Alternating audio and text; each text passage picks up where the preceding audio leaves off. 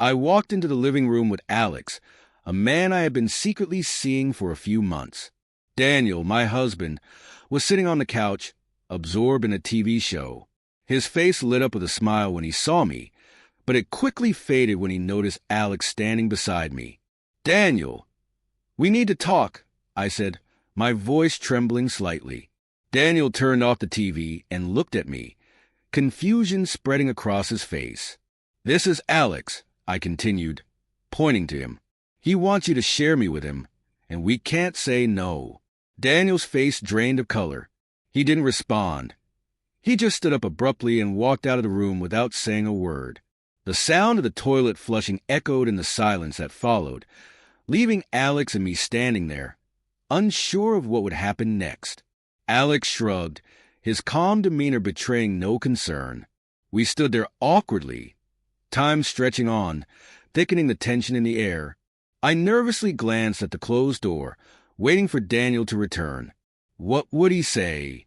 How would he react? I couldn't imagine the storm that was brewing inside him.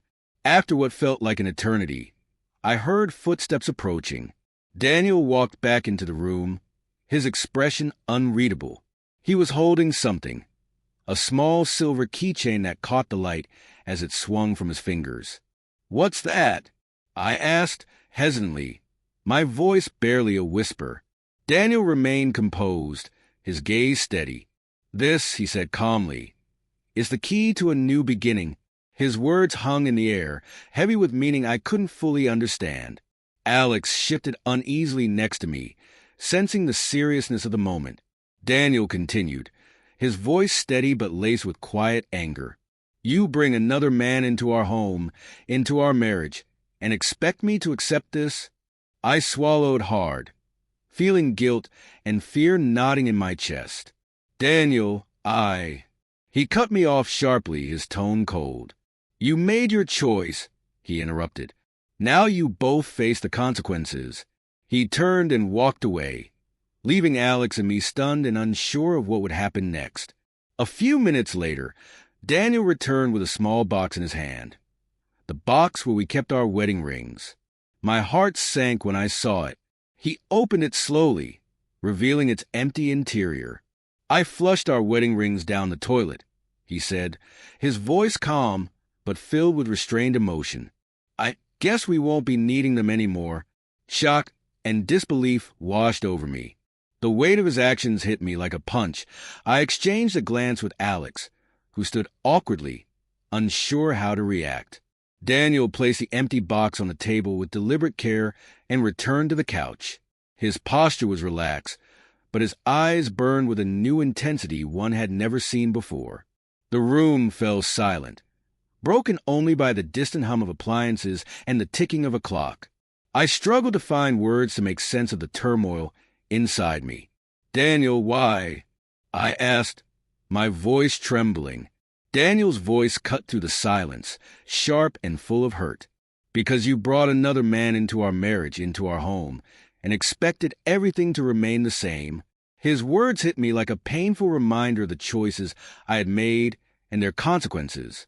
Guilt gnawed at me, mingling with a growing fear of what would come next. Alex shifted uncomfortably, breaking the tense silence. "Daniel, maybe we should." "No," Daniel interrupted firmly, his gaze fixed on me. "There's no we anymore." His words sank deep into my chest. The reality of what he had said, along with the symbolic act of flushing away our wedding rings, left me reeling. Tears welled in my eyes, a mixture of remorse and helplessness threatening to overwhelm me. Days turned into weeks, and the weight of my decisions pressed down on me like a relentless storm. I couldn't escape the memories, the look in Daniel's eyes, the finality of his words, and the life I had destroyed.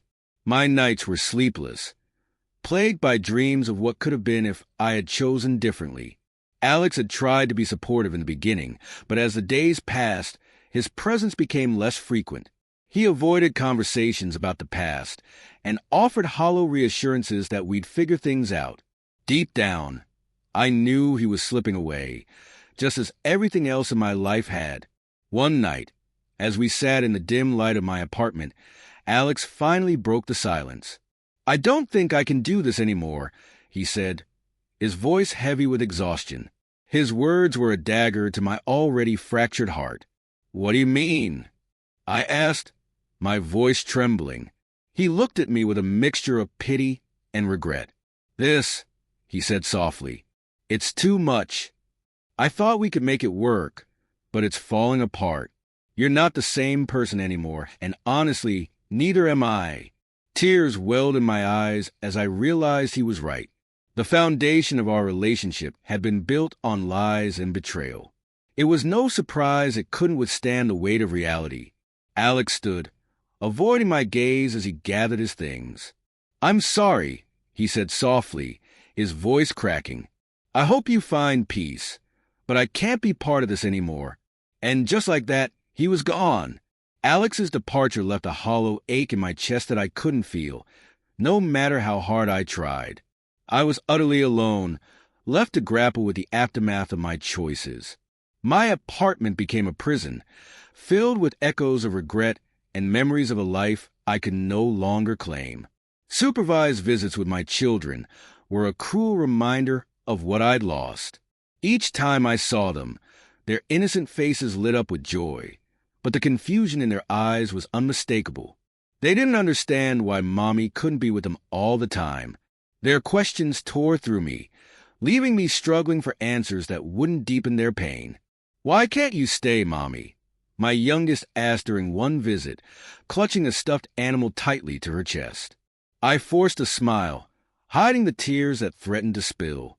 "Mommy just has to stay somewhere else for a little while, sweetheart," I said, my voice cracking. Daniel, always composed, attended every court-mandated exchange with a quiet but piercing demeanor. His presence was a constant reminder of the man I had betrayed. He never spoke more than necessary, his actions deliberate and detached. One day, after a particularly difficult visit, Daniel stopped me as I turned to leave. "You've got a lot of work to do if you want to fix anything," he said, his voice calm but firm. "I don't think you understand the full extent of what you've done."